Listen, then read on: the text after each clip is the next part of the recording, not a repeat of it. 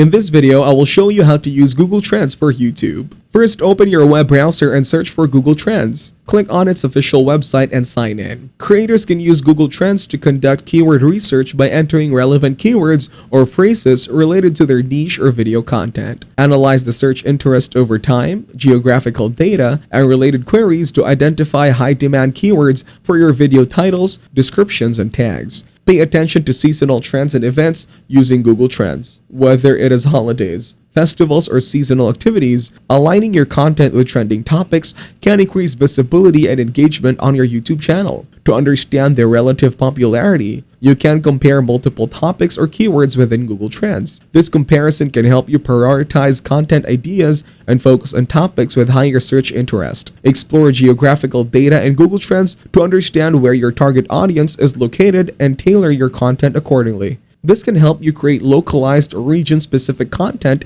to better resonate with your audience. If this video was helpful, please consider leaving a like and subscribing to the channel. With that being said, I will see you in the next video.